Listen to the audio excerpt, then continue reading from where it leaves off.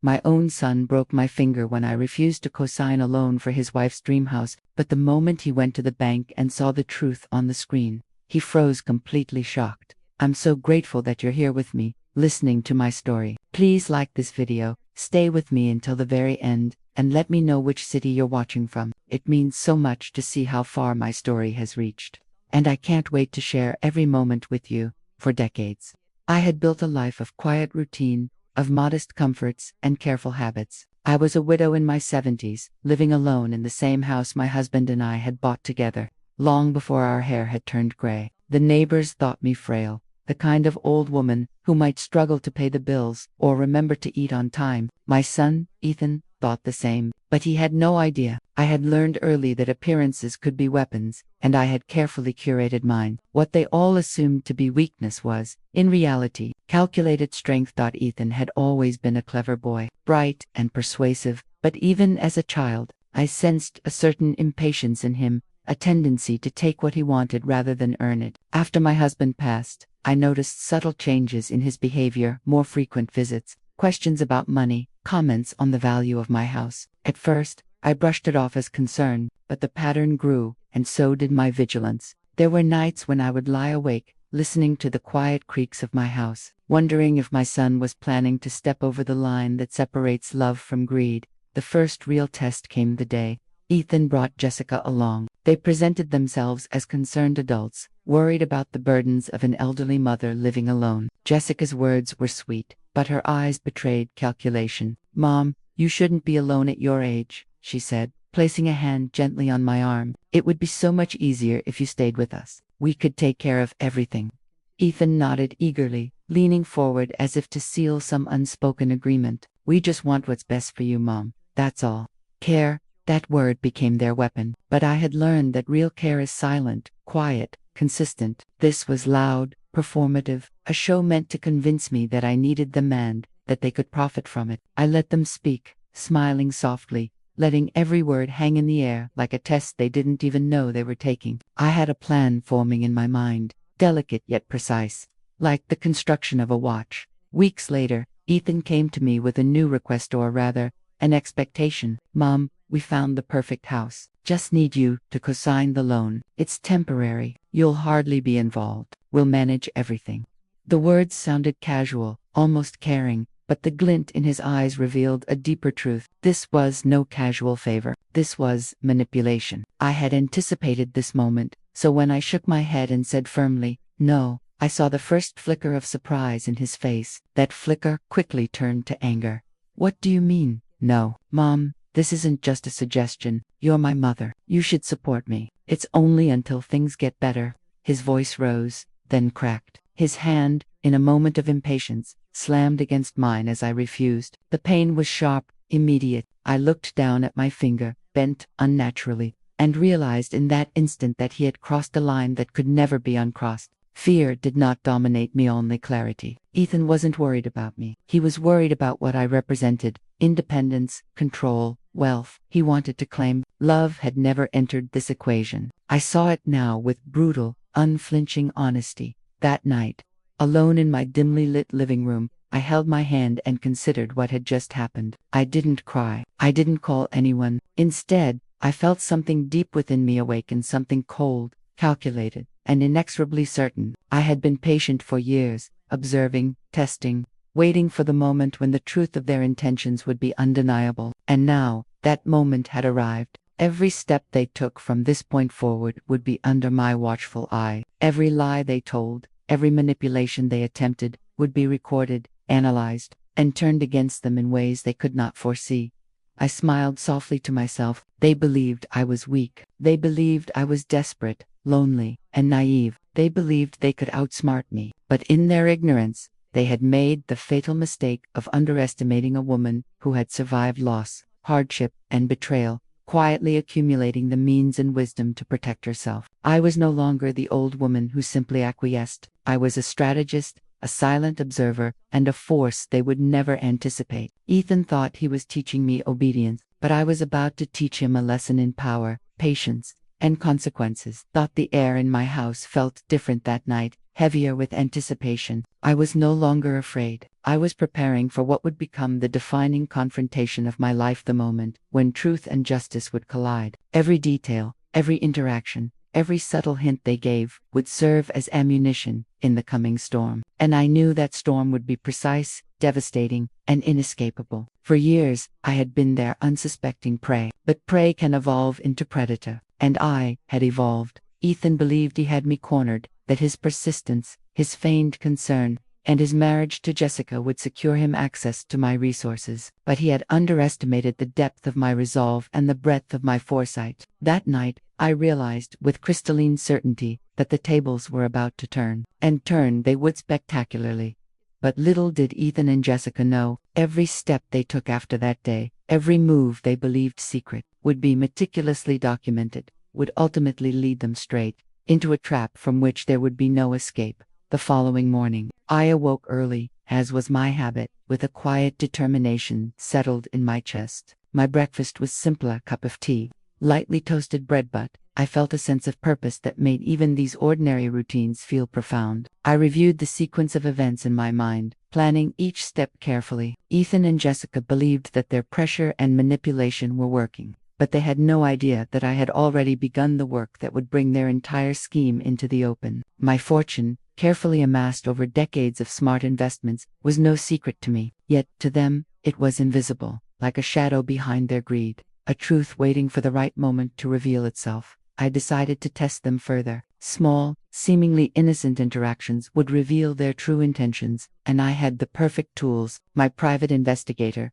Thomas, whom I had hired under the guise of routine home security, would follow their movements. Every visit, every call, every question about my finances or will would be documented. And Victoria, my lawyer and secret strategist, was already preparing a legal net that would leave them no room to maneuver. They thought they were clever, but they had walked into a labyrinth with no exit. Ethan's visits became increasingly audacious. He came to my house, carrying a mixture of charm and impatience, a false smile pasted over anxiety. "Mom, I just want us to have a real family life," he said, leaning casually against the doorway, as if I had no right to refuse. Jessica followed, carrying a basket of flowers and wearing a perfumed mask of sweetness. "It would be so much easier if we were all together," she said, placing her hand lightly on my shoulder. I allowed the touch, letting her believe she was controlling the interaction, all the while noting the tension in her fingers, the slight quiver of her voice, the way she avoided my eyes when I mentioned money indirectly. I spoke slowly, deliberately, as if thinking aloud, letting my words hang in the room like a trap.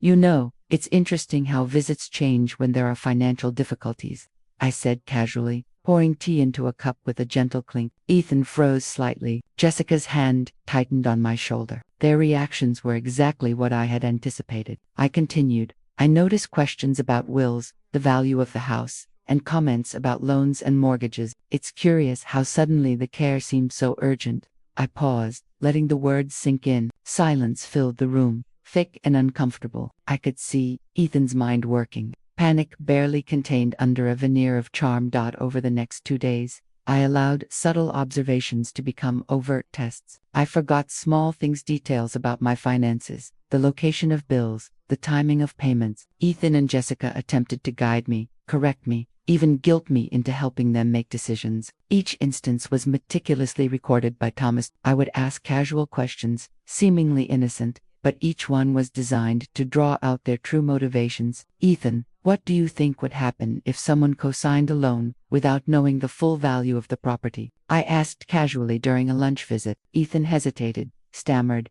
then quickly smiled, trying to deflect. Jessica jumped in with a flurry of assurances. Yet both of them revealed more than they realized. The crucial moment came unexpectedly, yet it was inevitable. Ethan, frustrated by what he perceived as my stubbornness, finally admitted, without realizing the consequences, what he had been plotting. "Mom, it's just, we thought it would be easier if you were involved," he said, avoiding my eyes. "If something went wrong, we'd just manage it." The confession hung in the air. Jessica tried to interject, to soften the words, but it was too late. My patience, my careful orchestration, had cornered them into revealing their intentions without a single direct accusation from me. I noted every nuance, the tone, the hesitation, the fear that flickered in his eyes. All of it was evidence, all of it would be pivotal. By the evening, I had assembled everything I needed for the next phase. Thomas delivered his reports, each one containing detailed observations, the times of their visits, the exact words spoken, recordings of subtle manipulations, attempts at emotional coercion. I reviewed each one meticulously, annotating and cross-referencing with my own observations. Everything pointed to a pattern, years of deceit, manipulation, and exploitation. I realized, with a growing sense of vindication, that this was bigger than just my personal betrayal. I had uncovered a systematic pattern of abuse, carefully orchestrated and repeated over time. What Ethan and Jessica had done to me was a microcosm of a larger, darker habit they had cultivated for years. That night, I sat alone in my dimly lit living room, the shadows of the furniture stretching across the walls. I felt neither fear nor anger, only calm anticipation. I began planning the confrontation, visualizing every step, every word, every subtle expression I would use to bring them fully into the open. They believed they were in control.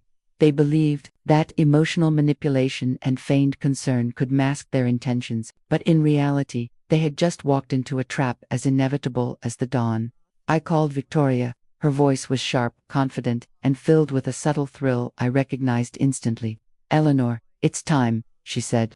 "They've given us everything we need. The confession, the observations, the manipulations, they've done the work themselves. Now we just need to pull the final strings."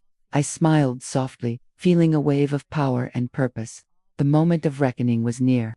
Ethan and Jessica had believed they could deceive me. They had underestimated a mother, a widow, a woman who had survived loss, grief, and betrayal. And now, the balance was about to shift irreversibly. Little did Ethan and Jessica know, every word they had spoken, every subtle manipulation they attempted, had already been captured, catalogued, and weaponized. The trap was set, and once it closed, there would be no escape. The next morning, I awoke with the clarity of someone who knew exactly what had to be done. My breakfast was untouched. My mind was entirely focused on the confrontation that was about to unfold. Thomas had been up all night, compiling his full dossier, recordings, transcripts, photographs, and detailed notes about every interaction Ethan and Jessica had had with me over the past months. I reviewed each piece with meticulous care. Every hesitated word, every nervous glance, every lie they had attempted to dress as love and concern now appeared in stark, undeniable clarity. They had believed that their charm, their persistence, and their feigned devotion could manipulate me into compliance. They were wrong, completely wrong. Victoria arrived at my house precisely at 10 o'clock, her presence commanding and calm, the kind of presence that makes people instinctively straighten in their chairs. "Everything is in place," she said, placing a thick folder on the dining table. "When they walk into the bank today, they will be fully exposed. Your calm demeanor will make them believe they are still in control, but every step has been choreographed." Her eyes sparkled with that professional gleam that I had come to admire. She wasn't merely a lawyer. She was a strategist, a tactician, someone who understood the intricate interplay between law, psychology, and human greed. Thomas joined us shortly after, a silent, steady presence. He handed me a small tablet containing the latest surveillance footage. There they were, Ethan and Jessica, laughing and planning, as if the world belonged to them, completely oblivious to the storm about to descend. Their excitement over the house purchase, over the illusion of victory, was palpable. I watched their smug faces and felt no anger, only the quiet satisfaction of inevitability. They were about to learn that confidence built on manipulation and deceit is brittle and temporary. By mid-morning, we arrived at the bank. The building was bustling with activity, yet my arrival went unnoticed by everyone except Victoria, Thomas, and the bank manager, Robert, who had been fully briefed on the role he would play. We waited in the lobby as if we were here to discuss mundane business, though in reality, every second was a countdown to the moment when the trap would spring. I could feel my heartbeat, steady and unhurried, a rhythm of quiet authority that contrasted sharply with the tension building within my adversaries. Ethan and Jessica arrived shortly after, their appearance carefully curated to impress. Ethan wore a freshly pressed suit that he hoped would project success. Jessica's dress screamed wealth and style, though in an exaggerated, almost desperate manner. They approached me with broad smiles and exaggerated warmth, believing that they were stepping into a scene they controlled. "Mom, we can't thank you enough," Ethan said, bowing slightly in a mock gesture of reverence. Jessica leaned in, hugging me with that perfumed, calculated affection that had failed so many times before. I allowed it, letting the facade continue just long enough to ensure they remained confident, blind to the imminent collapse of their scheme. Robert, playing his role perfectly, ushered us into a private office. "Mrs. Eleanor," he said solemnly, "it is a rare and beautiful thing to witness a family supporting one another. Truly, your generosity is extraordinary." I nodded, a small, calm gesture that conveyed nothing yet promised everything. Victoria, seated discreetly nearby, allowed a faint smile to cross her lips, knowing the final act was about to begin. I began my speech, slow, deliberate, and filled with measured pauses. For years, I have observed, learned, and reflected. Every interaction, every visit, every request for assistance has been carefully noted. And while a mother's hope is always to see the best in her children, it is also necessary to recognize the worst. Ethan's face flickered with unease. Jessica's grip on my arm tightened ever so slightly. I continued, turning my gaze directly to Ethan. "Do you remember when you broke my finger, Ethan? Do you remember why?" He froze, his mind racing, and Jessica's eyes widened in alarm. This was the moment, the first crack in their carefully constructed armor. I let silence fill the room, heavy and suffocating, before continuing. "And do you recall the conversations about my house, the loans, the mortgages, the supposedly helpful plans you presented?" I watched their expressions unravel. They tried to protest, but the words caught in their throats. Every attempt to manipulate me, every lie, every subtle coercion, has been documented. I revealed Thomas' recordings and Victoria's carefully prepared folder. Their smiles vanished. Panic replaced smugness. They had believed themselves untouchable. The illusion had shattered. Ethan and Jessica had no idea that the moment of reckoning had arrived. Once the trap fully closed, there would be no mercy, no escape, only the consequences of every lie they had ever told. The tension in the office was electric, almost unbearable. Ethan's usually confident gaze darted between me, Victoria, and Thomas, searching desperately for a lifeline that did not exist. Jessica's composure was slipping with every passing second. Her smile had hardened into a grimace, and her perfectly applied makeup could not mask the pale fear that crept over her face. I remained calm, poised in my chair like a predator surveying its prey. Every word I spoke, every gesture I made, was deliberate, designed to tighten the noose around their scheme. Victoria leaned forward slightly, her voice soft but cutting. "Ethan, Jessica," she said, allowing her words to hang like a pendulum, "you have been under investigation for months. Every financial transaction, every conversation, every step you took to manipulate Mrs. Eleanor has been meticulously documented, and now everything comes to light." Ethan swallowed hard, his Adam's apple bobbing visibly, as if the weight of her words was a physical burden. Jessica's hands trembled slightly on her lap, betraying the storm of panic brewing beneath her carefully rehearsed composure. Robert stepped in, his demeanor shifting from ceremonial to authoritative. "Before we proceed with any further discussion, Mrs. Eleanor, do you have medical documentation regarding the incident with your finger?" My fingers brushed the folder in front of me, calm and deliberate. I slowly pulled out the X-rays and the medical report Victoria had advised me to secure.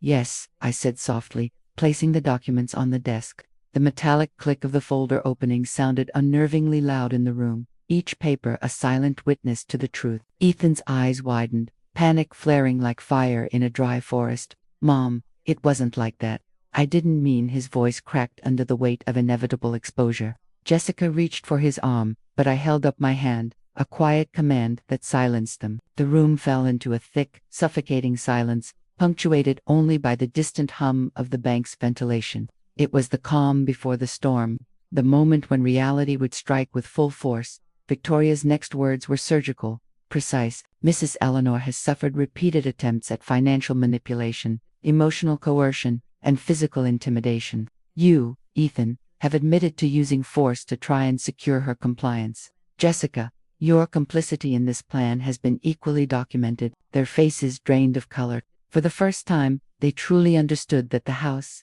the loan, the manipulation, it had all been a trap meticulously designed to expose them. Thomas played a video clip on the tablet, Ethan's own confession, recorded while he believed no one was listening. Every stammer, every excuse, every rationalization for their actions now existed as undeniable proof. Jessica's mouth opened, then closed, as if trying to swallow her shame. She had been a willing participant, and now the evidence was irrefutable. Ethan's hands fumbled on the desk, his knuckles white from gripping the edge, and I could see the internal collapse as reality dawned. I leaned forward slightly, voice calm but with an unmistakable edge. "Ethan, Jessica, you thought that because I appeared vulnerable, because I feigned financial difficulty, you could manipulate and exploit me. You believed your charm, your lies, and your deceit would go unnoticed, but the truth has a way of finding its way to light." I paused, letting the weight of my words settle. The silence in the room pressed against their ears, heavy and accusing. Ethan's lips trembled, a mixture of fear and disbelief. "Mom, please, we never wanted to hurt you." My eyes locked on his, and I interrupted softly but firmly. "You never wanted to hurt me. Then why did you break my finger? Why did you pressure me, manipulate me, and plan to take what was rightfully mine?" "The answer is simple. Your greed outweighed your love." Jessica shrank back slightly, realizing that the narrative they had built to manipulate me had crumbled. Victoria's voice rose slightly, commanding the room with the authority of someone who had seen every possible outcome. "The legal consequences of your actions are severe. Fraud, extortion, conspiracy to commit theft, and elder abuse are just the beginning. The documentation and recordings collected provide an airtight case. Any attempt to evade accountability will only worsen your situation."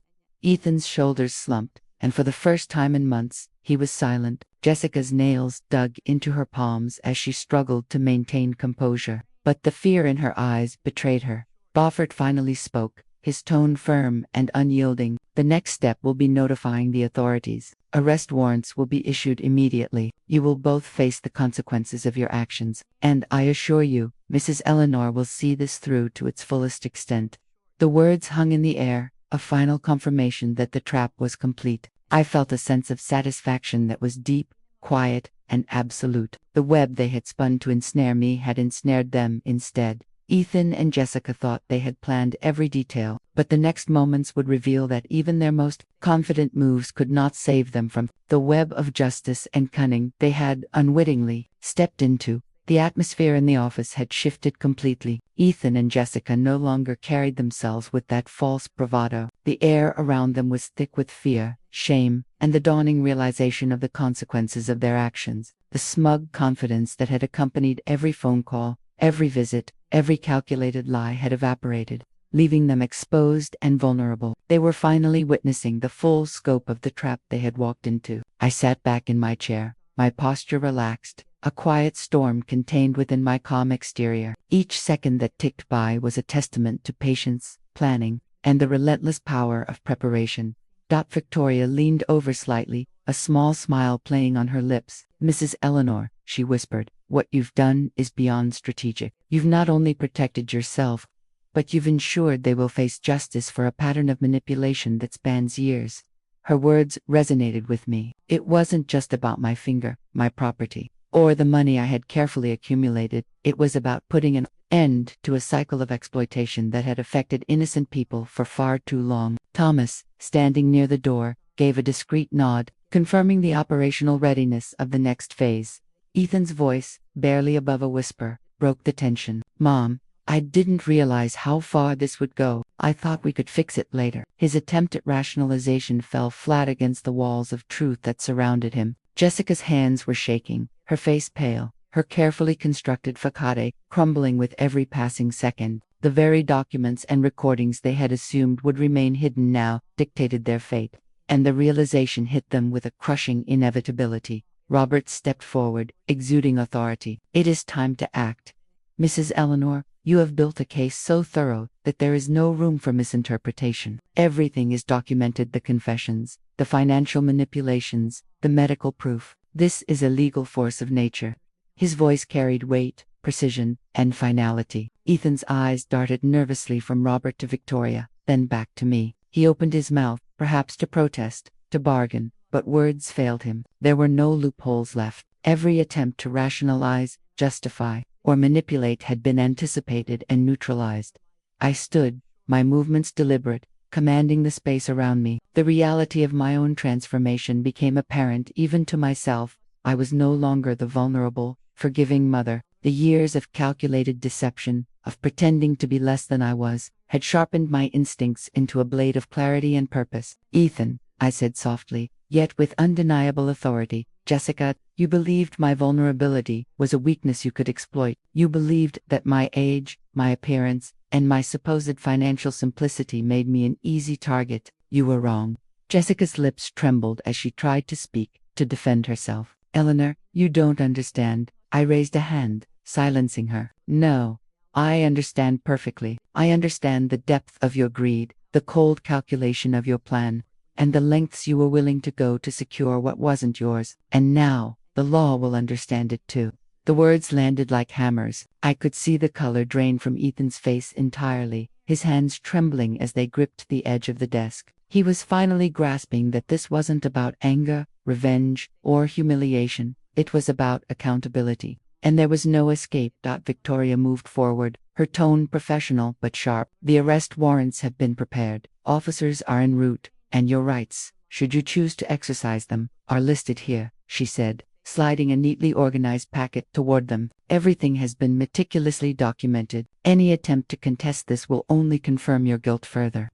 Thomas, standing by the door, gave a discreet signal, his presence a silent reminder that law enforcement would arrive imminently. The weight of inevitability pressed upon them like the closing walls of a tomb. Ethan's shoulders slumped, the fight finally leaving him. "Mom, please, it wasn't supposed to go this far," he whispered, desperation edging into panic. Jessica's voice, shrill and breaking, filled the room. "Ellie, this is insane. We were only trying to help you. You don't understand." Each word only further entrenched their culpability. Every claim of help was directly contradicted by the evidence they had already provided themselves. I remained poised, my expression calm but resolute. "You're right," I said softly, the irony in my voice unmistakable. "You were helping yourselves, not me. And now, that help ends. Justice will take care of the rest."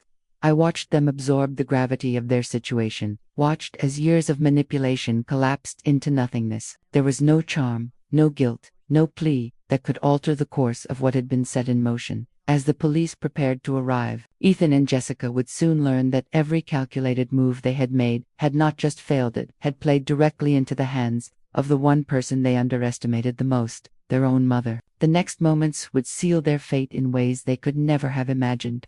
The sound of distant sirens started to weave through the office, a low hum that grew steadily louder with each passing second. Ethan and Jessica shifted nervously in their seats, the veneer of control they had once wielded now entirely gone. I could see Ethan's hands shake as he gripped the arms of the chair, knuckles white, eyes darting between Robert, Victoria, Thomas, and me. Jessica was muttering under her breath, perhaps trying to convince herself that there was some way out, some loophole, some trick she hadn't accounted for. There was none. Victoria's smile was razor-sharp as she turned to me. "Mrs. Eleanor," she said softly, "they have no idea what's about to hit them. The offices are moments away, and thanks to your careful documentation, this is as airtight as a case can possibly be." I nodded, feeling a surge of vindication mixed with quiet satisfaction. Every detail, every recording, every photo, every careful note had been part of a meticulous plan, and now it was about to culminate in the perfect storm. Ethan's voice finally broke the silence, strained and quivering. "Mom, I didn't mean for any of this to happen. It got out of hand, I swear." I leaned forward slightly, letting my eyes lock with his. "Out of hand," I echoed, my voice calm, yet carrying an undercurrent of steel. "Ethan, this was never out of hand. This was deliberate. Every visit you made, every question about my finances, every attempt to manipulate my generosity, every light was all planned. And now, you will face the consequences of your choices." Jessica's face had turned pale, her carefully applied makeup failing to mask the terror in her eyes. "Eleanor, please," she whimpered. "We didn't know." I raised a hand, cutting her off. "No, enough excuses. Your ignorance is irrelevant. The law will decide your fate, not your explanations, not your pleas, and certainly not your lies."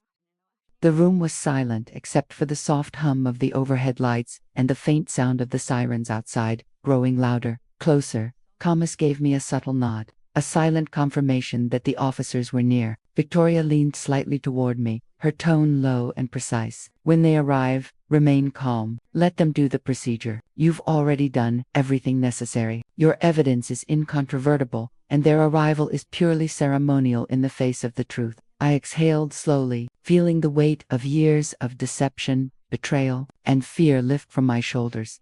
Ethan slumped further into his chair, the reality of what was about to happen finally sinking in. Mom, please, there has to be some way we can fix this, he said, his voice breaking. The desperation in his tone was genuine, but it came too late. His words were the final confirmation of guilt. Jessica, sitting rigid beside him, tried one last feeble attempt at manipulation. Eleanor, think about the family. Think about the house, the money. You don't want this to ruin everything. I leaned back in my chair, letting their words wash over me without reaction. Calmly, I said, the only thing this situation will ruin is the path you chose to walk. Exploitation, manipulation, and dishonesty. That path ends here. Their expressions betrayed the realization that there was no path back. Every lie, every scam, every unethical attempt to gain what wasn't theirs was now exposed in full light.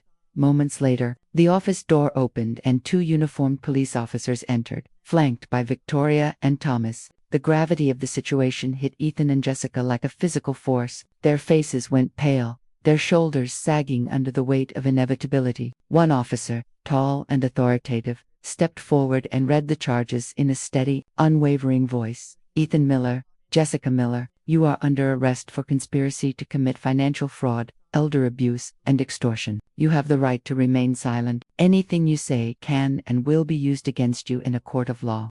The metallic click of handcuffs echoed ominously through the room. Ethan's eyes widened, his hands trembling uncontrollably as they were secured. Jessica tried to resist, her attempts futile against the officers who moved with precision. Their struggles were not only physical but emotional, the final unraveling of a carefully constructed facade. I watched, detached yet fully aware, as the consequences of their actions manifested in real time.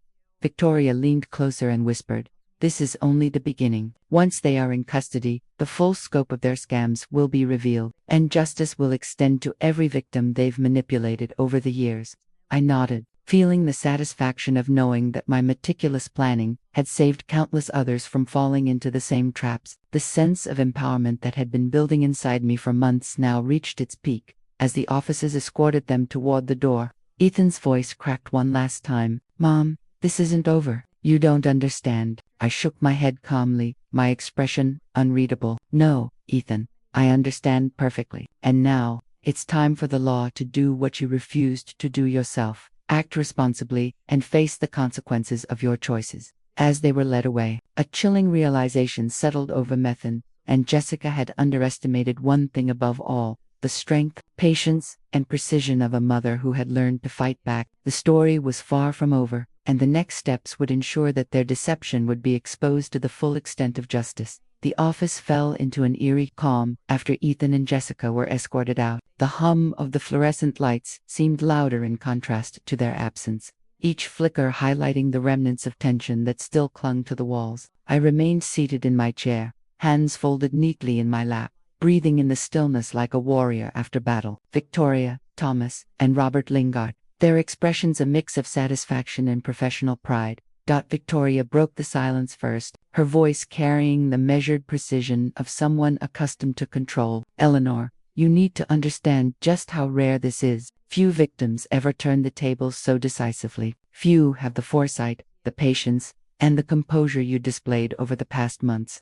I gave a small, almost imperceptible smile. It wasn't vanity, was acknowledgement of the long path I had walked, the careful steps I had taken to ensure that justice, not vengeance alone, would prevail.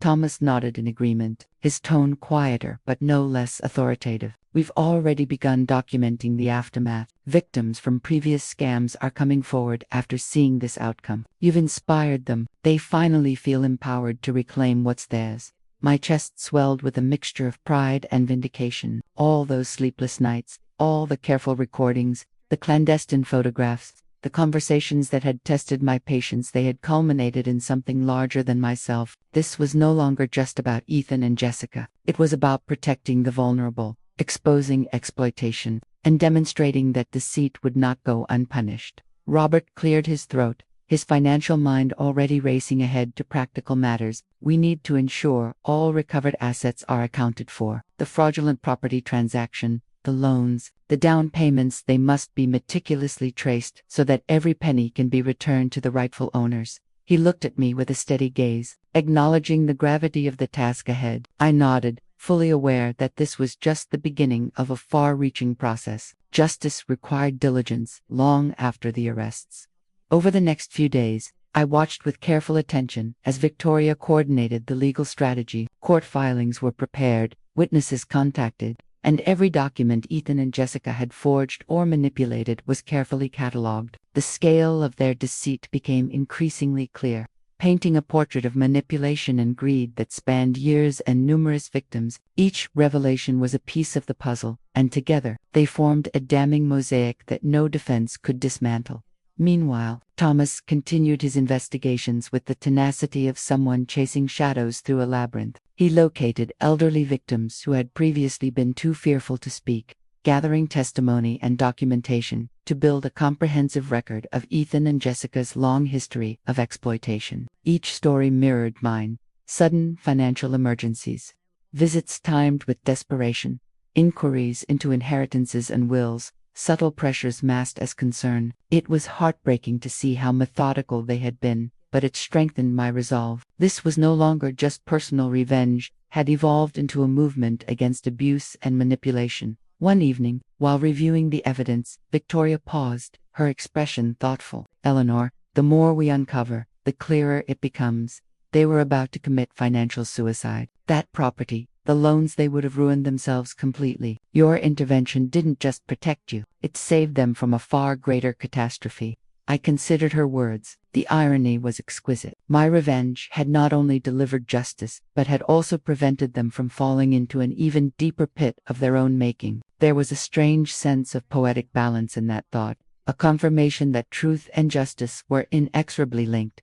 Yet, amid the satisfaction, there remained a personal ache. Ethan, the son I had raised, manipulated, and loved, had revealed the darkest facets of human desire. The betrayal stung, a constant reminder that the people closest to us can sometimes wield the sharpest blades. Jessica, who had once claimed to be family, had shown the cold precision of someone who calculated love against profit. I took a quiet moment, acknowledging the grief beneath the triumph. Strength was not born from victories alone, but from resilience after betrayal. The next morning, I received a call from an elderly neighbor who had witnessed parts of Ethan and Jessica's early schemes. "Mrs. Eleanor," she said tremulously, "I heard about what happened. I think you saved me from them. They tried to pressure me for money last year. I didn't know who to tell."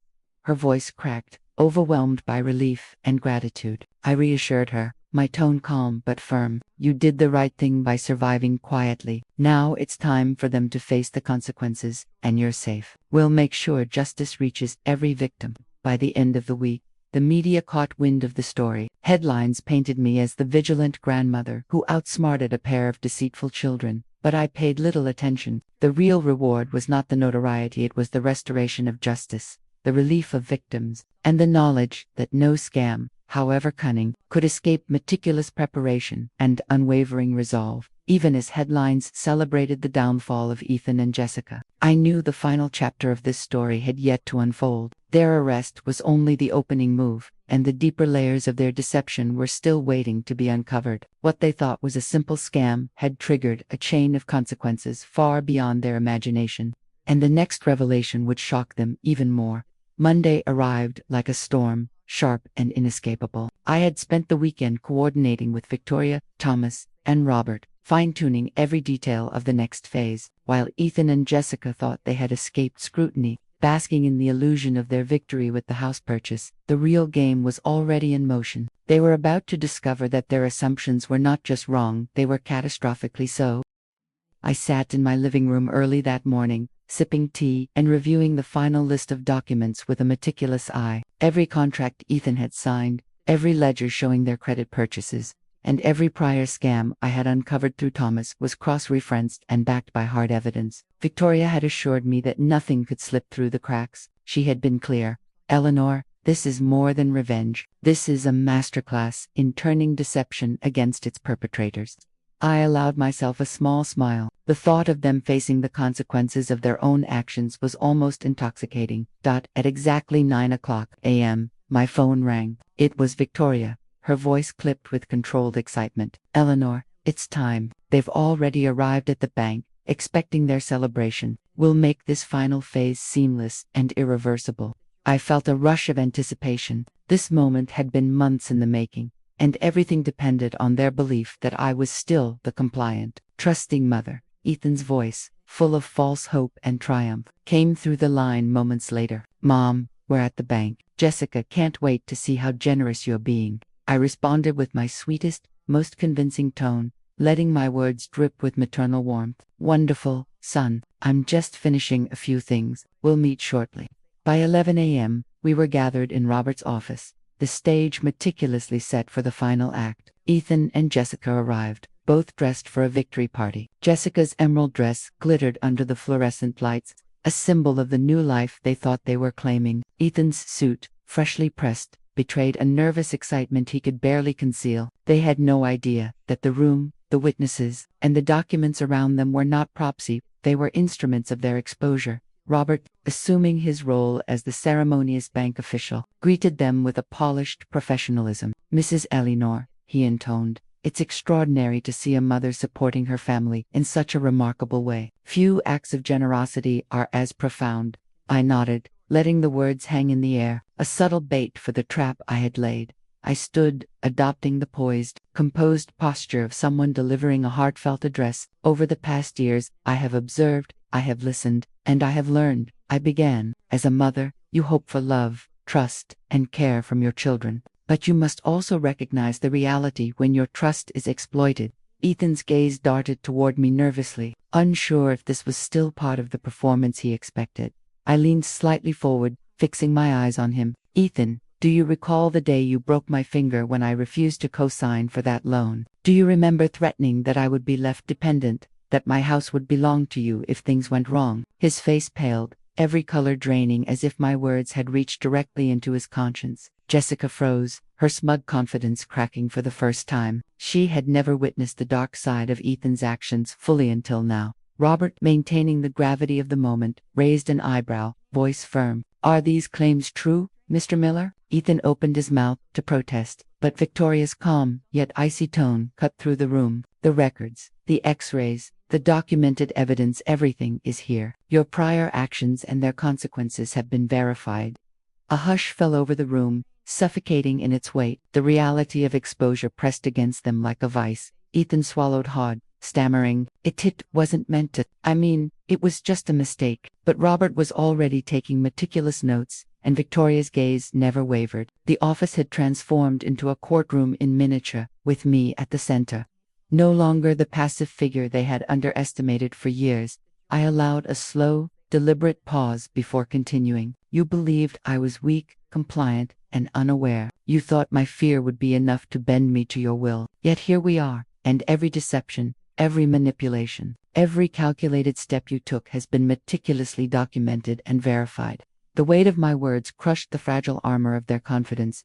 Ethan and Jessica believed the final act was their triumph, but they had yet to discover the full scale of the consequences awaiting them. Their illusion of control was about to shatter completely, and the legal storm I had orchestrated would leave them unrecognizable to each other and to themselves. The tension in the bank office was almost tangible, like the air before a thunderstorm. Ethan shifted uneasily in his chair, beads of sweat forming at his temples despite the cold, sterile air. Jessica's confident facade had completely crumbled, replaced by wide-eyed panic as she realized the trap they had stumbled into. Neither of them had anticipated that the simple act of showing off their victory would lead directly to their undoing.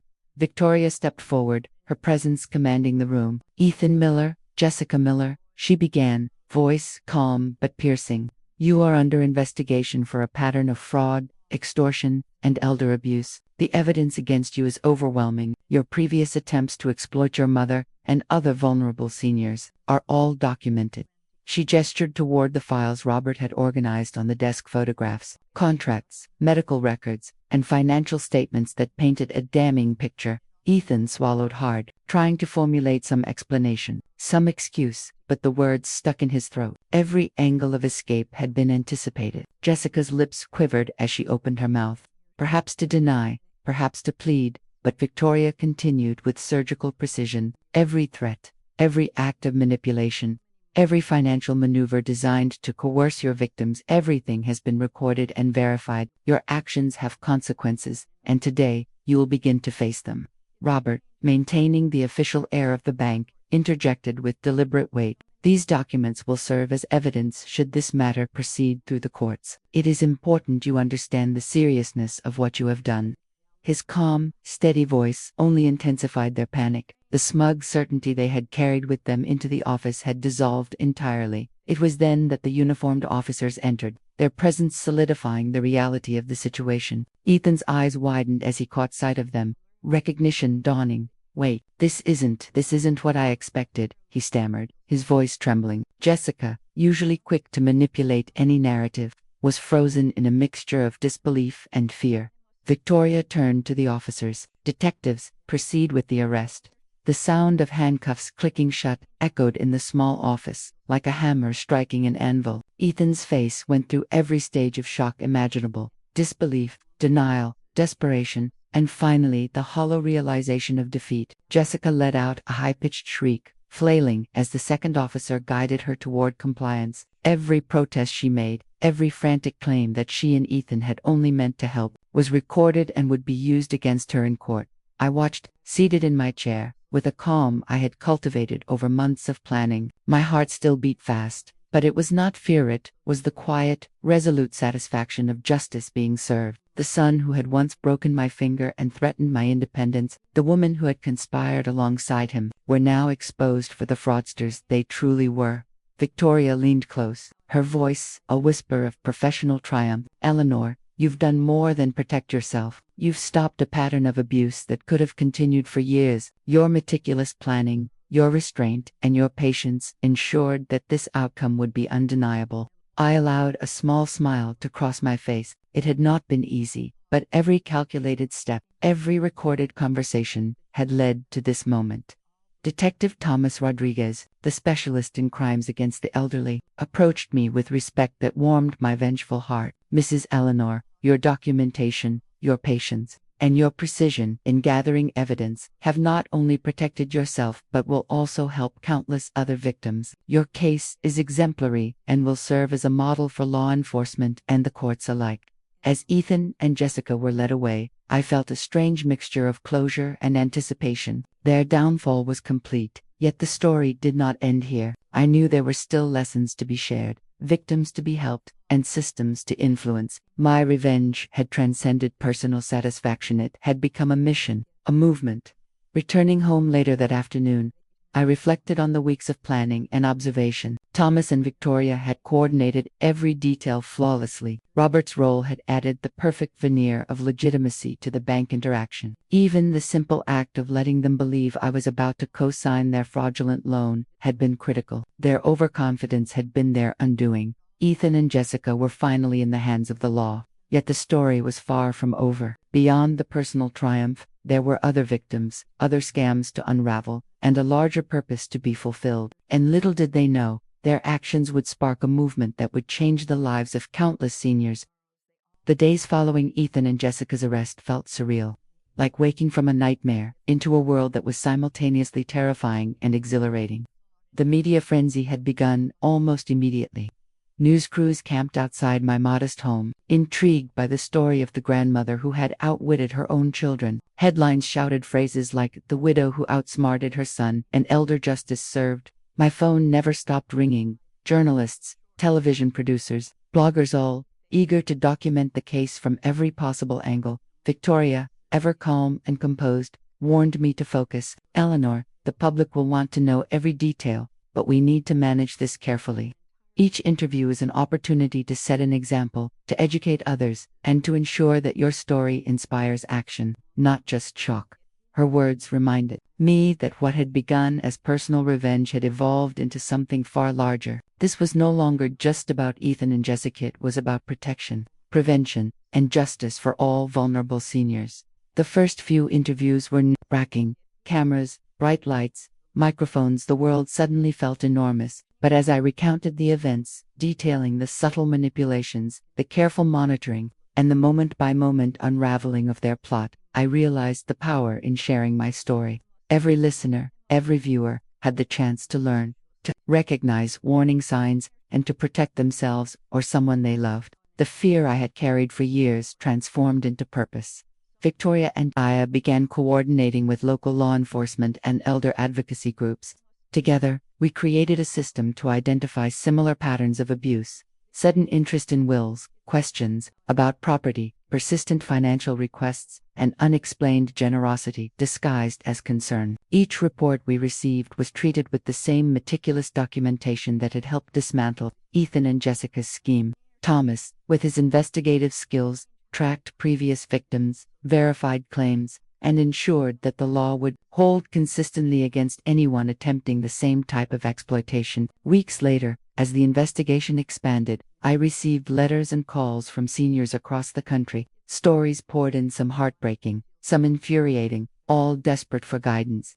An 81-year-old widow in Pennsylvania had been pressured to co-sign her son's car loan. A retired teacher in Ohio discovered that her granddaughter had manipulated her into giving thousands for a fictitious college fund. Each case mirrored the tactics Ethan and Jessica had used, and each story strengthened my resolve to ensure that no one else would fall prey to such schemes. One afternoon, as I reviewed a particularly detailed case, Thomas entered my office with a sense of excitement I had rarely seen. "Eleanor, this is extraordinary. Thanks to your actions and the attention your story has brought, several financial institutions have agreed to implement safeguards for senior clients. Banks are now flagging unusual requests, requiring additional verification, and providing workshops for older adults on identifying financial abuse." I felt a surge of pride. The personal victory, which had begun as revenge, was evolving into systemic change. Seniors could now rely on mechanisms that had not existed before, and I knew that the ripple effect of my actions would continue long after the media cameras left. Then came the call that would elevate the story to an entirely new level. A representative from the United States Senate contacted me with unexpected news. "Mrs. Eleanor," she began, her voice trembling with emotion, "your case has caught national attention, and your efforts have inspired legislative proposals to strengthen protections for elderly citizens. You have been selected to receive the Presidential Medal of Freedom for your work." I was stunned. Me, a widow who had spent most of her days quietly maintaining my home and routines, was being recognized on a national stage. The weight of the recognition, the importance of the mission, and the validation of every decision I had made over the past months hit me all at once. This was not simply about revenge or justice, it was about creating a legacy that would save lives. Victoria smiled knowingly, as if she had anticipated this moment. "Eleanor, your careful planning, patience, and relentless pursuit of justice have not only corrected a wrong, they've created a precedent. This is your moment to set the tone for the protection of seniors nationwide." Even as the ceremony was scheduled, I continued working with Thomas and Robert to manage ongoing cases. Each success reinforced our methods, and each story we helped resolve provided concrete evidence that vigilance and preparation could prevent financial abuse. But as the media spotlight shone brighter, and the awards and recognition loomed ahead, a new challenge was already emerging, one that would test not just my resolve, but the systems I had begun to build. There were more victims, more manipulators, and a growing network of deceit that no one had yet uncovered. And I knew, with a sense of both dread and determination, that my work was far from over. The weeks after the Medal of Freedom ceremony were a whirlwind, but they also marked a turning point. What had started as a personal vendetta had now transformed into a national movement. Calls, emails, and letters poured in from every corner of the country. Seniors, families, social workers, attorneys, all seeking advice, guidance, and reassurance that someone was finally fighting for them. Each story I heard was like a spark, igniting a renewed determination inside me. Thomas and Robert proved indispensable.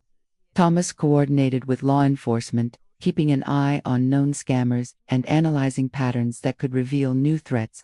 Robert managed the financial aspects of the Eleanor Foundation for Elder Protection, making sure that every cent recovered from past scams was properly reinvested into programs designed to protect vulnerable adults. And Victoria, the brilliant mind behind our legal strategy, oversaw every case with a precision that made even the most experienced attorneys envious. Together, we were more than a team, we were a force. It was during one late afternoon meeting that Victoria laid out the next phase. "Eleanor," she began, her voice calm but urgent, "the network Ethan and Jessica were part of isn't limited to family scams.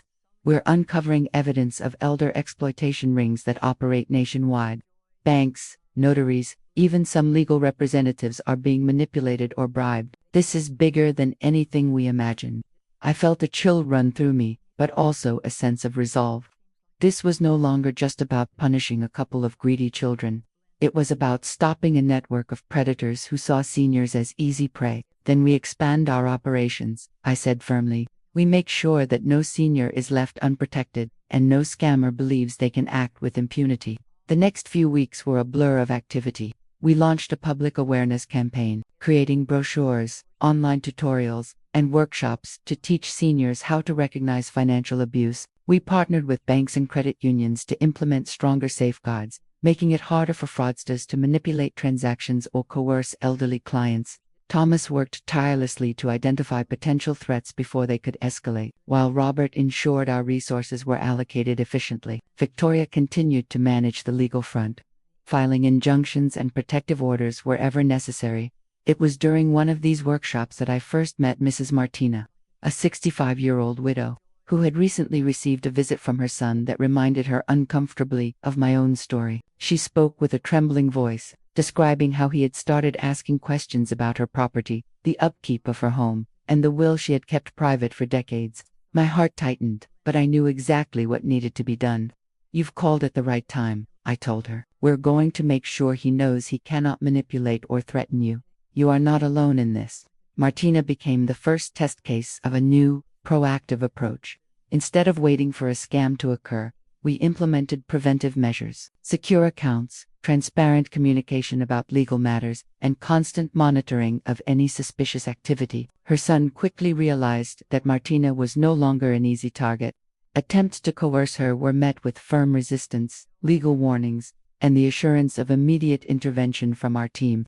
Within weeks, the pattern of manipulation collapsed. The success of the case inspired other seniors to step forward. We began receiving dozens of reports daily, and soon the Eleanor Foundation became a recognized authority on elder financial protection. Seniors were not only being shielded from scams, they were being empowered to take action, armed with knowledge, support, and legal backup. Yet, despite these victories, I could feel the weight of responsibility growing heavier. With every new case, the stakes rose. Fraudsters adapted, learning to disguise their methods, becoming more cunning and sophisticated.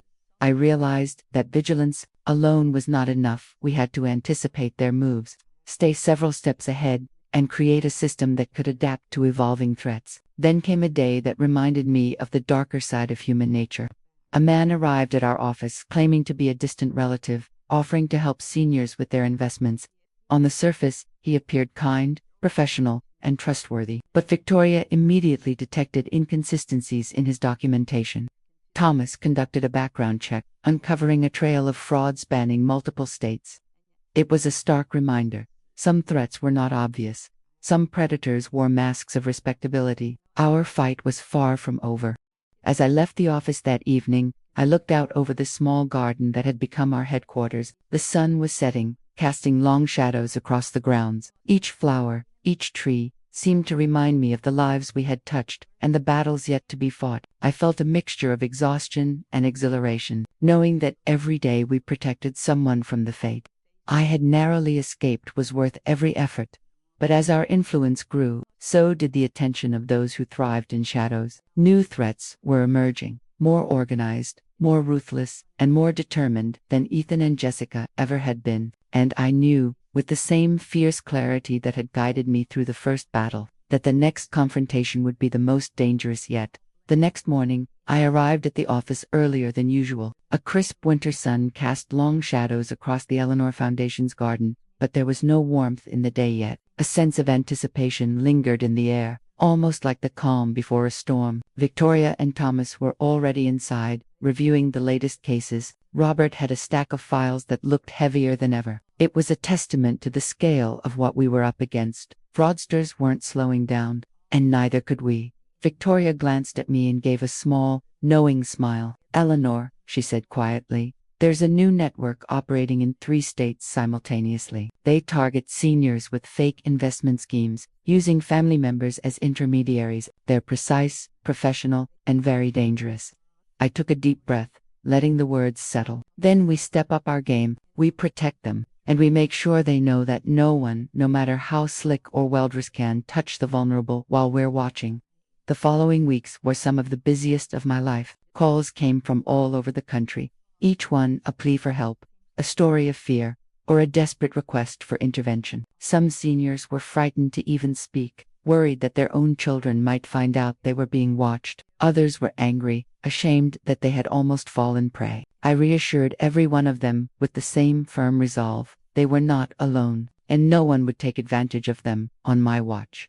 Martina's case had set a precedent, and we used it as a blueprint for future interventions. Every scenario, every potential scam, was analyzed and mapped. We developed protocols, checklists, and secure communication channels. Thomas coordinated with local law enforcement, ensuring that any attempted scam could be immediately investigated. Victoria prepared airtight legal strategies to prosecute offenders before they could continue preying on the elderly. And Robert ensured the financial records were beyond reproach, so no money could be misappropriated without us knowing. That was during one late afternoon review that I received an unexpected call. The voice on the other end was familiar, but it was the first time in years I had heard it tremble with genuine remorse. "Mom," Ethan whispered, I just want to say I'm sorry for everything. I understand now. Everything I did was wrong, and I don't expect forgiveness. I had to tell you." I closed my eyes and let the words sink in. The boy who had broken my finger, the man who had tried to manipulate me, was finally seeing the consequences of his actions. "Ethan," I said softly, "you made your choices. You faced the consequences. There's nothing left to say, except to learn from this and never repeat it." He hesitated. "I promise, Mom, I'll change. I just needed to hear it from you." "I hear you," I replied. "Now go and rebuild the life you've jeopardized. That's all I ask." After the call ended, I returned to my desk, reviewing case files and coordinating with Victoria and Thomas. Each story reminded me why I had started this journey: not for fame, not for revenge, but for justice, and for the protection of those who could not defend themselves. I thought about all the seniors we had saved, the lives we had changed, and the ripple effect that our work would have for decades to come. Months passed, and the Eleanor Foundation grew stronger, more organized, and more respected. Seniors who once lived in fear were now empowered to make informed decisions. Families who had once exploited their elders began to think twice, knowing that someone like us was watching, ready to intervene. My story was shared across media platforms, not for the drama, but for the message. Age does not mean weakness. Experience, determination, and courage can change lives. One crisp autumn morning, as I walked through the garden outside my office, Thomas came running up with a letter in his hand. "Eleanor, you need to see this." It was from Martina. Her son, the one who had tried to pressure her into selling her home, had sought counseling and was participating in financial literacy courses for adults. She wrote about the peace she finally felt, the confidence she had gained, and the knowledge that she could protect herself from manipulation in the future. I smiled, feeling a deep sense of fulfillment. This was why I had fought. This was why every struggle, every confrontation, every legal battle had been worth it. We were no longer just fighting individual battles. We were changing the landscape of elder protection in this country. As I hung the letter on the wall of our office, alongside photographs of all the families we had helped, and the national medal that reminded me of the journey, I realized something profound. My personal revenge had blossomed into a mission, a legacy. I had turned my pain into power, my betrayal into a force for justice. The woman who had once been broken by greed and betrayal was now unshakable, resolute, and unstoppable. And though new challenges would inevitably arise, I knew that with Victoria, Thomas, and Robert by my side, the Eleanor Foundation would continue to protect the vulnerable, expose the unscrupulous, and fight relentlessly for justice. Because some battles are more than personal, they are the beginning of a movement, and some bites are indeed fatal.